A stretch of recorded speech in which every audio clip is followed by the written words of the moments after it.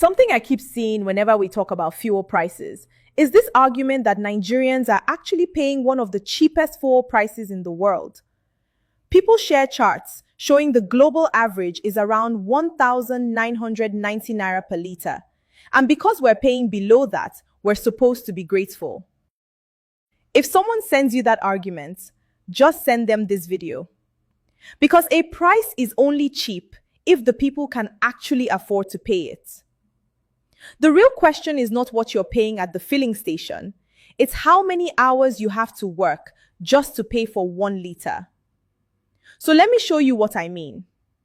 If we line up countries by the pump price of 1 liter, Nigeria looks like a good deal. Places like Hong Kong, the Netherlands, and the UK are paying anywhere from 2 to 5 times what we pay. Even America and Canada are paying more than us. And Nigeria, sitting at around 1,200 naira, looks like we are winning on paper. But this is the question we should actually be asking. How long does a worker have to work just to afford 1 liter based on minimum wage in each country? An American worker clocks in, gets settled at their desk, checks their emails, and by the time they look up, they've already earned enough for a liter of fuel. That's just 6 minutes of work. Canada, 8 minutes. The UK, 9 minutes. Even Hong Kong, the most expensive city on this list, 20 minutes. Now Nigeria. Our minimum wage is 70,000 naira a month. And even that, according to this week's Punch newspaper, most states have still not paid it. The NLC is already planning street protests for May Day because of it. But even if you collect that full 70,000 naira, it works out to about 437 naira per hour. So to buy that same 1 liter of fuel, a Nigerian worker has to work for 2 hours and 44 minutes. 164 minutes of work for 1 liter.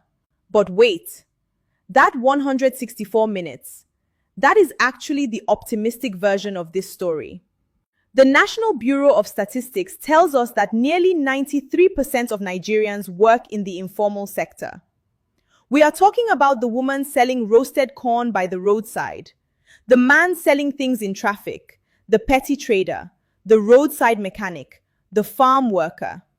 For these people, there is no minimum wage. There is no HR department. There is no labor union fighting for their salary. Many of them are earning far less than 400 naira an hour. So for that woman selling roasted corn, 1 liter of fuel is not 164 minutes of work. It could be her entire morning's profit.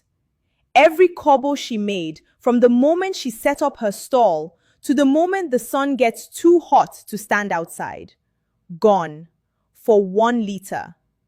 And when fuel prices go up, these are not people who cut back on Netflix or stop going to the movies. They cut back on food. They pull their children out of school because the transport fare has doubled and they simply cannot afford both. For 93% of this country, it is not an economic adjustment. It is a fight for survival. And let's also talk about the taxes Nigerians are paying that nobody puts in a chart. When you buy fuel for your generator because there is no light, that is a tax. When you pay for a private borehole because there is no pipe-borne water, that is a tax.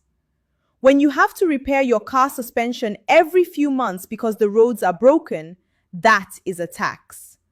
We are paying for everything the government is supposed to provide, out of our own pockets, on top of the fuel we can barely afford.